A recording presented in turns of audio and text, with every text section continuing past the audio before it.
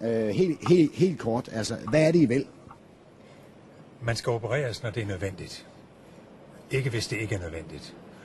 Og vi har været nødt til at skrive kliniske retningslinjer, som det hedder, fordi antallet af fedmeoperationer er vokset på 3 år fra 1200 til 2700, så vi nu næst efter USA er det land i verden, der opererer flest. Og det er altså ikke godt for patienterne, fordi det er jo ikke ufarligt at få en operation. Man skal også ændre sin livsstil, og nogen kan måske nøjes med at ændre livsstil. Så der er simpelthen blevet opereret for mange for fedme?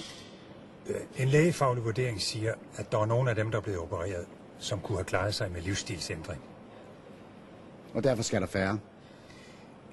Ja, hvis man skal opereres, så skal man opereres. Og det frie valg, efter at der er gået en måned, det skal man have. Men man skal jo ikke indstilles til operation, hvis ikke det er strengt nødvendigt. Og derfor hjælper vi nu lægerne ved at skrive kliniske retningslinjer, så det fremgår klart, hvornår det er, der skal opereres.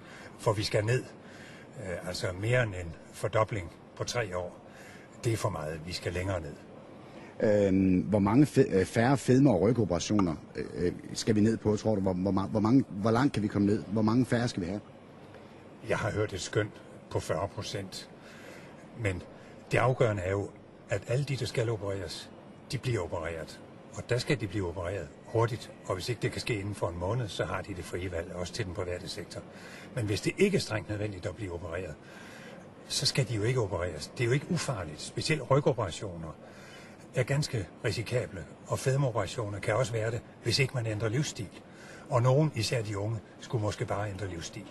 Men altså, hvis du lige vil sige det til mig i hele tiden, altså, hvad forventer man? Hvor meget forventer Sundhedsstyrelsen, at vi kan spare her?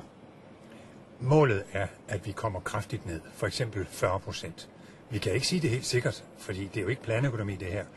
Folk, der skal have en operation, de skal have den, og den skal de have inden for en hurtig tidsramme. Fint. Men for et par år siden, der sænkede I jo alderen for, hvornår man kunne blive fedmeopereret fra 20 til 18 år. Og nu sætter I den så op til 25 år. Hvorfor flakker I sådan? Vi har lært af erfaringerne, ganske enkelt. Det synes jeg er klogt. Og hvis der er for mange unge, som bliver opereret, som kunne have klaret det med en livsstilsændring, så skal vi da ændre kurs. Det er det, vi nu gør, når det gælder fedmeoperationer og rygoperationer. Fordi man skal kun opereres, hvis det er nødvendigt. Hvis det ikke er nødvendigt, så er det dumt at operere, for det kan også være farligt. Men altså, det virker sådan lidt som en zigzag-kurs. Altså, først satte du det ned fra 20 til 18 år, og nu sætter du det op til 25 år. Det virker sådan lidt zigzag-agtigt. Ja, den daværende minister vil jo gerne imødekomme flere borgere. Nu har vi så gjort nogle erfaringer. Der er for mange unge. Vi er nummer 2 i verden efter USA med hensyn til fedmeoperationer. Og det hører ingen steder hjemme, fordi så fede er vi altså ikke i Danmark. Det er godt. Hvorfor skal man have en følgesygdom, som f.eks. sukkersyge af sin fedme, før man kan blive opereret for det? Det er en ren lægefaglig vurdering. Hvis det er bedst at blive opereret, så skal man opereres. Og så skal det ske hurtigt, inden for en frist på en måned, og ellers kan man gå ud i den private sektor. Men hvis det ikke er det bedste, ud fra en lægefaglig vurdering, så skal man jo ikke opereres. Nej, men altså, var det ikke bedre at operere, før folk får følgesygdommen af fedmen? Jeg er ikke læge, så det må du spørge en læge om. Okay. Det her, det virker jo som, altså, det her det er jo et meget hårdt slag for privathospitalernes økonomi. Er det her et angreb på privathospitalerne? Det hele handler om, at patienterne skal have den rigtige behandling. De skal opereres, når det er nødvendigt. Er det ikke nødvendigt, skal de ikke opereres. Så er det mindre vigtigt, om der er nogen, der så får færre kunder i butikken. Det er ikke det, det handler om. Det er sundheden. Det er patienternes sundhed. Hurtig behandling. Hurtig operation, hvis det er nødvendigt. Den spørger jeg lige om igen, fordi det er godt, du siger det der først. Så er jeg nødt til, jeg vil gerne have, at du svarer mig direkte på det, med om det er et angreb på deres økonomi. Men jeg kan selvfølgelig ikke bestemme, hvad du siger. Jeg spørger lige en gang mere. Mit svar er det, jeg lige sagde. Ja, fint nok, men jeg spørger lige. Det var en meget høflig måde at sige på, at det er altså patienterne, det kommer an på. Ja, og da vi snakkede udenfor før, der synes jeg, det var super godt. Vi opererer jo ikke danskerne for privathospitalernes skyld, men altså, jeg ved det ikke. Men jeg spørger dig lige igen. Er det her et angreb på privathospitalerne? Overhovedet ikke. Det er et forsvar for patienterne. Det hele skal til for patienternes skyld, og ikke af hensyn til dem, der opererer.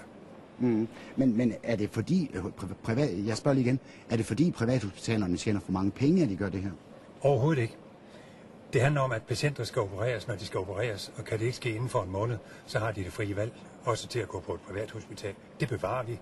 Men man skal ikke indstilles til operation, hvis det ikke er strengt nødvendigt. Og det er hensynet til patienterne, som er det eneste afgørende, og ikke hensynet til dem, der leverer operationerne. Men det bliver jo et hårdt slag for privathospitalerne, det her.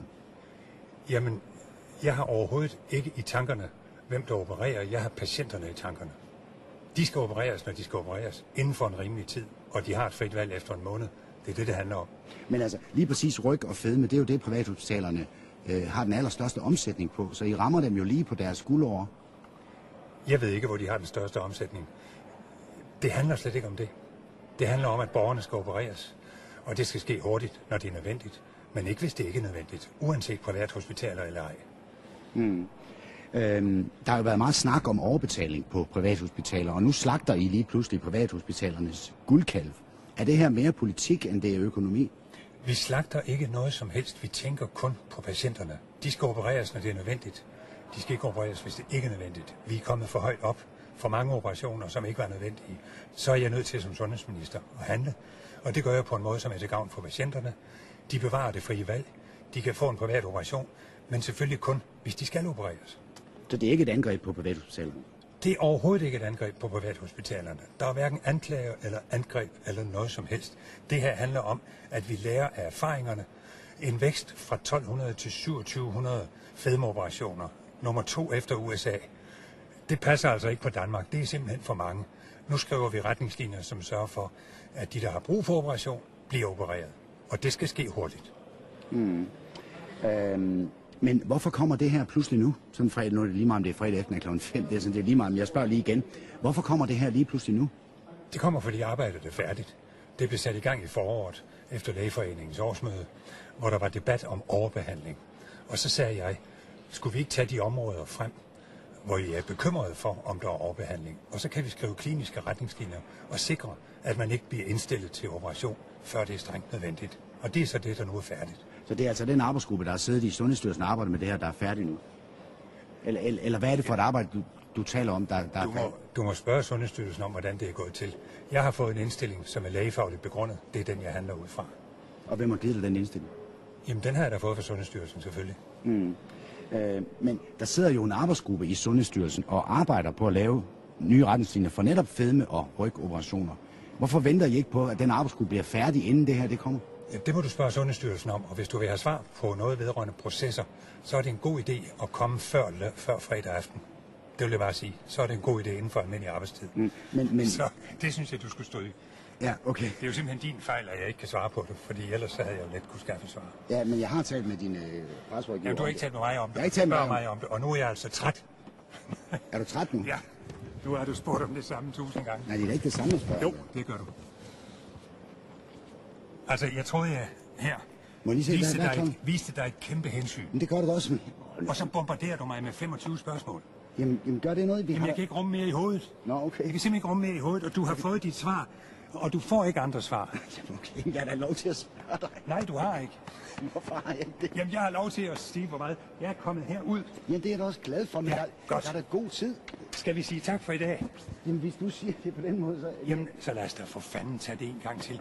Hvordan synes du, han opfører sig? Jeg kan simpelthen ikke holde dig ud i dag. Nå? Jeg ved ikke, hvad fanden det er for et interview, det her. Jamen altså, sagen er jo den. Jeg svarer så høfligt og pænt. Og jeg svarer det, der passer mig. Jamen, selvfølgelig gør du det. Ja. Men men jeg kan godt svare det samme igen. Jamen, jeg spørger dig bare, om den arbejdsgruppe er færdig, ikke? Jeg spørger dig, om den arbejdsgruppe er færdig. Jeg skal nok lade være og hjælpe dig en anden gang. Det er faktisk mig, der hjælper dig med at tage en taxa, genere min kone og lave aftaler med domkirken. Jeg ved ikke, hvor meget bøvl jeg har haft med det her. Og så bliver jeg takket ved et 3. grads forhør, hvor du spørger om ting, som du fandme kunne have spurgt om i eftermiddags. Line Årsland har ikke haft en chance. Jeg har ikke haft en chance. Jeg skal ind og snakke proces. Pressemeddelelsen. Jeg ved ikke en skid om de ting. Nå, okay. Nej, men så kan du da ringe og sige, at du vil vide noget om det, så kan vi skaffe dig at vide. Jamen altså... Jeg troede, vi skulle snakke om fedmeoperationer. Men det har vi da snakket om. Du har da sagt, du er der kommet af med alle dine budskaber.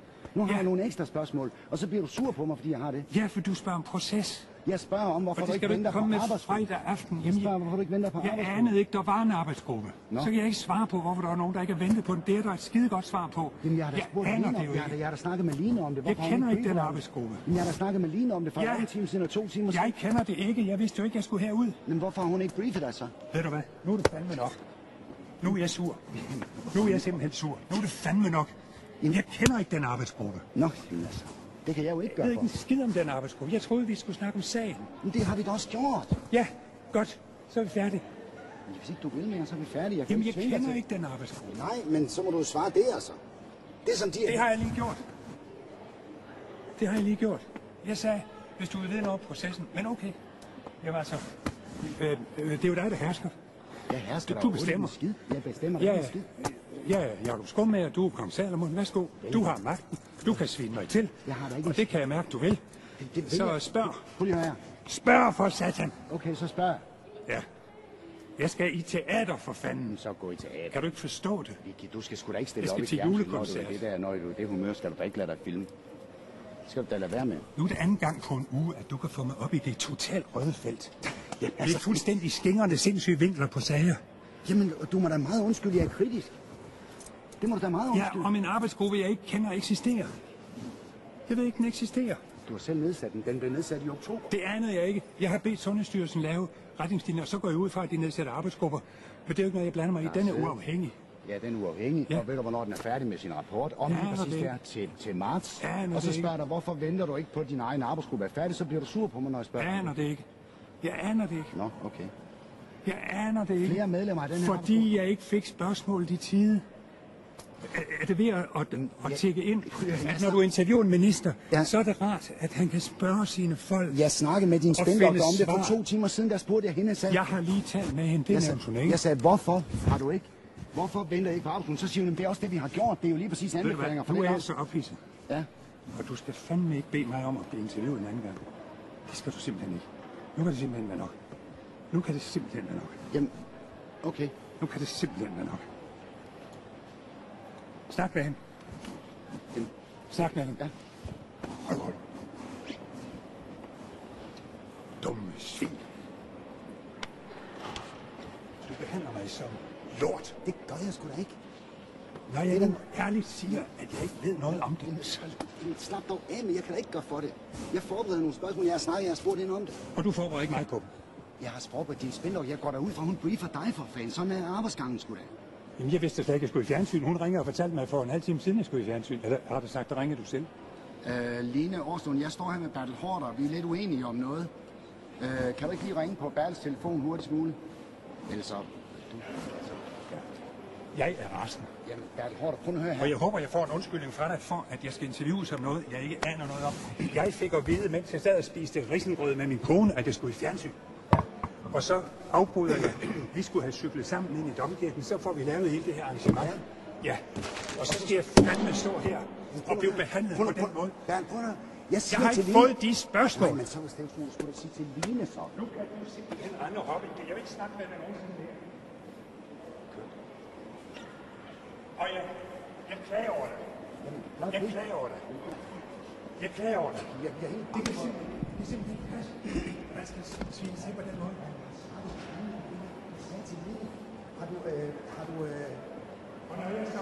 Jeg sagde til... Ved du, hvad hun sagde til mig? Jeg fik at vide, at jeg skulle gerne Jamen, hvorfor briefer hun ikke for dig? en time siden. Hvorfor briefer hun ikke dig?